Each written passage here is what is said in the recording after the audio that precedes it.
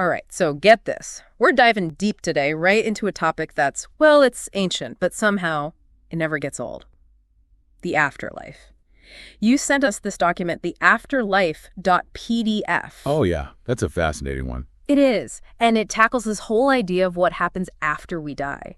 But get this, it's specifically from a biblical point of view. Now, even if you're not, particularly religious, I think you'll find this interesting. I mean, it's a question everyone's pondered at some point. Yeah. Totally. Like, what happens when the curtains close?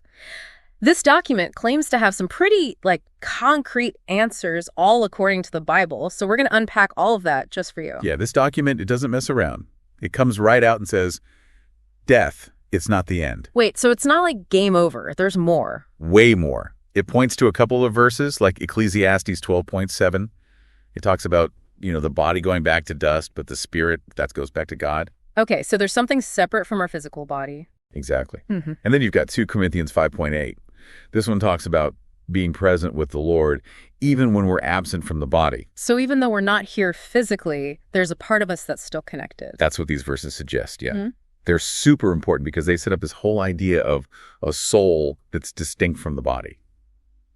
And that's fundamental to a lot of beliefs about the afterlife, right? Makes sense. So we've got this soul, it's separate, but this document doesn't stop there. It actually says there's no waiting around after you die. Your fate, boom, it's decided right away. You got it. And to illustrate this, it uses this parable, the parable of the rich man and Lazarus from the Gospel of Luke. Mm-hmm. There's this rich guy living the high life, totally ignoring this poor beggar, Lazarus, right there at his doorstep. Okay, I've heard of this one. So they both die. And bam, the rich guy, he finds himself in torment while Lazarus is over there chilling in paradise. No, in between, just instant judgment. Wow, I'm curious. What do you personally think about this instant judgment idea? It's a powerful image, isn't it? This document really seems to emphasize that there's an immediate awareness of where you're headed, whether it's good or bad. Right. No time to process things or anything. So, okay, this document basically lays out 2 options then, right? It's either heaven or hell. 2 eternal destinations, yeah. And it gets pretty specific about what each one is like. Heaven, it's all about pure joy, being in the presence of God. It's about ultimate happiness and fulfillment. Sounds pretty amazing, but hell, I'm guessing that's the opposite. Total opposite. Eternal separation from God. Yeah. It's a place of suffering, regret, that whole fire and brimstone thing. And then document even quotes Hebrews 9.27, that verse about dying once and then facing judgment. No second chances, according to this. Yikes, that's intense. Okay, so we've got these 2 destinations, forever and ever. But the document doesn't just stop there, does it? It actually goes into, the details of heaven. Oh, yeah. It tries to paint a really vivid picture. No more tears, no more pain, no more death. It's just pure joy. Sign me up. But hold on, there's a catch, right? It's not just about being a good person. There's a specific way to get into this paradise. You're catching on. According to this document, there's only one way into heaven: faith in Jesus Christ. It uses verses like John 3.1, for God so loved the world, and Matthew 7.21, which is basically saying just calling Jesus Lord isn't enough. Wow, so it's all about believing in Jesus. What do you think about that, this idea of a single path to heaven? Well, it's definitely a point that sparks a lot of discussion and debate, right? What I find interesting is how the document links belief to your ultimate destiny. It's not enough to be a good person. You have to accept this specific path to salvation. It's a big claim for sure. Okay, so we've got this one way into heaven, but there are some serious perks once you're there, right? I mean, we're not talking pearly gates and clouds here. This document promises some real upgrades. Oh, yeah, some major perks.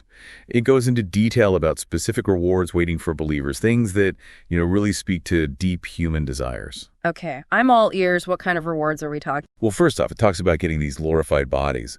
It uses 1 Corinthians 15.4-44 to back this up. No more pain, no limits. Just imagine the ultimate upgrade. Yay. Like a superpowered version of ourselves, but forever. Pretty much.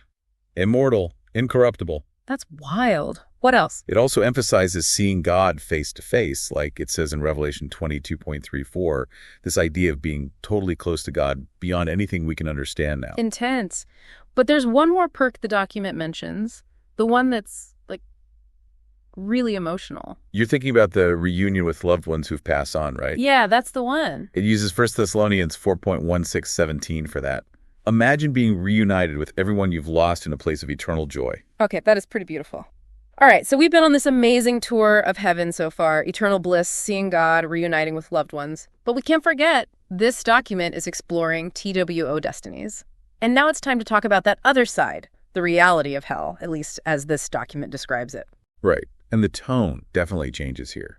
It goes from all this beauty and peace to, well, the opposite. So let's dive into this darker territory. What does this document have to say about hell? Remember, we're talking about a biblical perspective here. It's described as eternal punishment, being completely cut off from God, and suffering. Yeah, that's a big part of it. It uses some pretty intense imagery, like Matthew 25.41, talking about eternal fire. Whoa, that's heavy. And Revelation 20.15, that one describes a lake of fire. Okay, that's some seriously scary stuff. Those images are like designed to make you afraid. But the document doesn't just stop at describing hell, does it? It goes on to explain who ends up there based on its interpretation of the Bible. Exactly. And it's pretty specific. Hell, it's for those who reject Jesus Christ, those who live in sin and don't repent, and ultimately anyone who denies God's offer of salvation. So it's all about your belief in Jesus, not just being a good person or a bad person. That seems to be the core message here. It all comes down to accepting or rejecting this specific path to salvation, which is centered around Jesus. And it uses a bunch of verses to back this up, like John 3.18, saying those who don't believe are already condemned. Right. And then Galatians 5.19-21, that one lists all sorts of sins that lead to separation from God. And of course, the big one, Revelation 21.8. It talks about the fate of, well, a whole lot of people. Cowards, unbelievers, murderers, you name it. It's definitely a sobering list. Yeah. What's interesting is how it links specific actions and beliefs to this eternal consequence, like a wake-up call. Yeah, definitely makes you think. Okay, so we've gone from the heights of heaven to the depths of hell. But this document isn't done yet. It also gets into Judgment Day and resurrection. So tell me, how does judgment actually happen according to this document? Get this, there isn't just one Judgment Day. There are TWO. Two! Okay, things are getting complicated. Break it down for me. What are these two judgments all about? All right, so the first one is called the Judgment Seat of Christ. It's described in 2 Corinthians 5.10. This one applies only to believers, those going to heaven. It's not about deciding if they're condemned or not. So what is it for then? It's more like a performance review to figure out their rewards in heaven. Like even within heaven, there are different levels depending on what you did in life. So even if you're going to heaven, you still face some sort of judgment? Seems like it. And then there's the second judgment, the big one, the Great White Throne Judgment from Revelation 20.1-15. This one's for everyone who hasn't accepted Christ. And this one is, well, I'm guessing it's not a good thing. It's definitely portrayed as much more intense, yeah. They describe these books being opened with everyone's deeds. And if your name's not in the book of life, you're cast into the lake of fire, which is another name for hell. That's like the ultimate judgment. So no coming back from that. Not according to this document. It's the final, irreversible consequence. Heavy stuff. Okay, so we've got these two judgments, heaven and hell, laid out pretty clearly. Now, what about this whole resurrection thing? Does everyone come back? According to this document, yeah, everyone. It uses John 5.28-29, which says that everyone in their graves will hear Jesus' voice and come out. But there's a twist. There are two types of resurrection. Wait, two types. Like a resurrection for the good guys and a resurrection for the not-so-good guys. Exactly. It describes a resurrection to eternal life for those who believe and a resurrection to eternal punishment for those who rejected Christ. So resurrection isn't a second chance. It's more like the start of your eternal state, whether it's heaven or hell. Right. It's not a do-over. It's about solidifying your destiny, which, according to this document, depends on whether you've accepted Christ or not. Wow, this deep dive has been like a roller coaster. We've gone from what happens right after you die, explored heaven and hell, talked about two judgments, now two different resurrections. This is a lot to take in. What's next in this document? It really gets you thinking, this whole document, it just weaves together all these biblical passages to create this massive, picture of the afterlife. Yeah, it's like we've got this map to a place we can't even imagine, but with any good map, there are still some blank spots, some things it doesn't quite explain. Right, those mysteries, the unknowns. That's what keeps us coming back to these big questions, isn't it? The stuff we can't fully grasp. Totally. One thing that really struck me was this whole instant judgment thing. Does the document, ever talk about any kind of transition period, a moment of reflection, anything like that? That's a good question. It really leans heavily on that parable of the rich man and Lazarus. And that definitely points to, an immediate awareness of your fate. But it doesn't go into detail about what that experience is actually like. Right. It just says, like, the rich guy was in torment, Lazarus was comforted. But what does that even mean? What does it feel like? It's kind of vague. That's where the document leaves a lot open to interpretation. I mean, some people might imagine it as a very physical experience, right? Either total bliss or intense suffering. But others might see it as more of a spiritual or emotional state. What do you think? I don't know. It's hard to even picture. What about, like, individual awareness? Does this immediate judgment mean we still have our personalities, our memories, all that stuff after we die? Another good question. The document doesn't really spell that out. It's more focused on, like, the destination, heaven or hell. It doesn't get into what it's like for each individual soul on the journey. So we're left to ponder those details ourselves. It definitely sparks the imagination. Another thing I was wondering about. The document is super clear that faith in Jesus is the only way into heaven. But what about people who lived before Jesus? Or those who, like, never even heard of him? Yeah, that's something theologians have been debating for centuries. This document doesn't address those specific situations, so we're kind of left to grapple with those implications on our own. Okay, so big picture, it's clear, but some of the finer points are open for discussion. Makes sense. Speaking of heaven, that description in the document sounds pretty amazing. No pain, no tears, just pure joy. But does it say anything about relationships? Will we see our loved ones who've already passed on? It does. It specifically mentions being reunited with loved ones in heaven. It even uses a verse from 1 Thessalonians 4.1617 to support this idea. Okay, that's good to know. But what will those reunions be like? Will we still be, husbands and wives, parents and children? Will we even recognize each other? Again, it doesn't get into specifics. It paints this beautiful picture of reunion, but leaves those details to, our own interpretations and hopes. I guess that's part of the mystery, right? Leaves room for individual belief. Okay, so we've got heaven, the reunion. Now, those glorified bodies it keeps talking about, what's the deal with those? That's one of the most interesting and debated parts of the whole afterlife thing. The document mentions it, uses 1 Corinthians 15.42-44, but it doesn't really give us like a blueprint for these glorified bodies. So, no instruction manual for the afterlife upgrade. Will we still eat, sleep? Will we age? Great questions. The document keeps it all pretty vague, which is why there are so many theories out there. Some people imagine them as like ethereal and almost see-through. Others think they'll be perfect versions of our current bodies without any flaws or limitations. What do you picture? Honestly, I have no idea. It's like trying to imagine a new color, something we've never seen before. But speaking of things that are hard to imagine, the document also mentions this new heaven and new earth. Is that different from the heaven we've been talking about? That's a sharp observation. The traditional view of heaven is often seen as separate from earth, like another dimension. But this idea of a new heaven and new earth, the way it's described in Revelation 21.1, suggests more of a transformation, a renewal of what's already here. So instead of leaving earth behind, it's more like earth gets a makeover. That's how it seems, yeah. And that raises all sorts of crazy questions. What will this new earth look like? What will our role be in it? Wow, this whole conversation is like peeling back layers of an onion. Every answer leads to more questions. And that's what makes it so fascinating, right? It's not about getting a final answer. It's about exploring, reflecting, having these discussions. But we can't forget about the other side of the coin.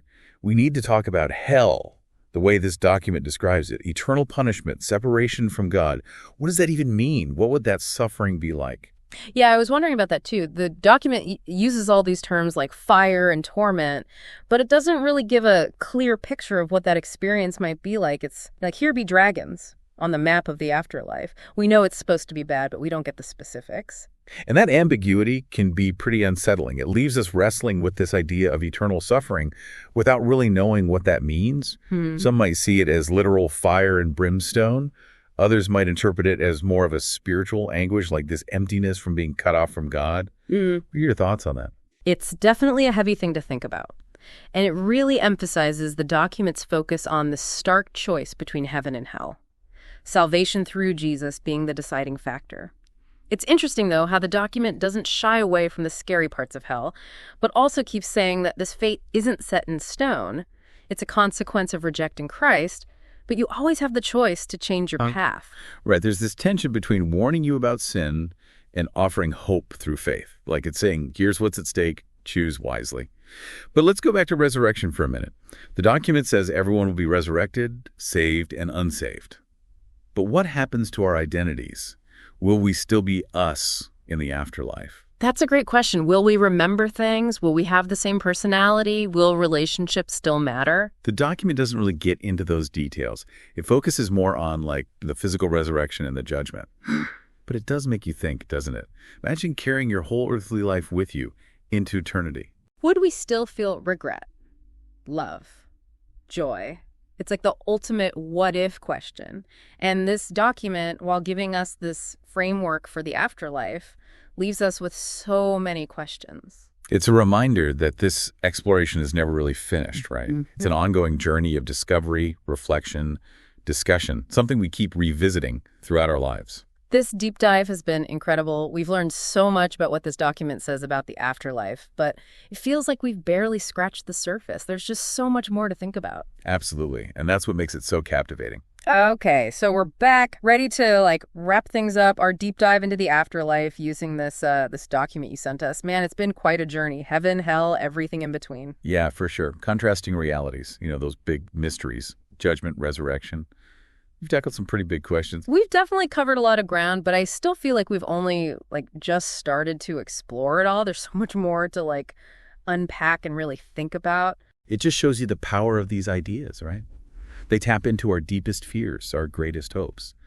That basic need to understand where we fit in the grand scheme of things. And speaking of understanding, it's important to remember this document, it's giving us one interpretation of the afterlife, all based on those biblical texts. But even within Christianity, there are so many different viewpoints on this stuff. Right, exactly. This document, it's more like a starting point for exploration, not like the final word. It's up to each person to engage with these ideas, study the scriptures, maybe talk to someone in their faith tradition, and ultimately come to their own understanding. So it's not about just accepting everything it says, it's about using it to think more deeply, to explore for yourself. Yeah, and even then, the mystery remains. We can analyze these concepts, have all these theological debates, but the truth is, we won't fully grasp the afterlife until we experience it ourselves. It's the ultimate unknown, right? Kind of terrifying, kind of exhilarating, all at the same time. It reminds us of how limited we are as humans, but it also fuels that curiosity, that drive to find meaning, even in the face of the unknown. Well said. So as we wrap up this deep dive, I'm curious, what resonated most with you from this document? What parts stood out? What really made you think? For me, it was that contrast between heaven and hell, and how the document presents it as this choice, all based on whether you accept Jesus or not. It really emphasizes how big that decision is, at least according to this interpretation.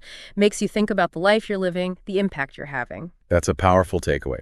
And it leads us to the final question we want to leave you with. What questions does this document raise for you? What new insights did you gain about life, death, and the afterlife? We encourage you to keep exploring these ideas, reflect on what really speaks to you, and keep searching for answers that align with your own beliefs and experiences. Because at the end of the day, this journey of understanding, it's personal. It's about engaging with those big mysteries, wrestling with those tough questions, and finding your own meaning in the face of the unknown. Thanks for joining us on this incredible exploration of the afterlife. We hope it sparked your curiosity, given you lots to think about. Until next time, keep seeking, keep questioning, and keep diving deep.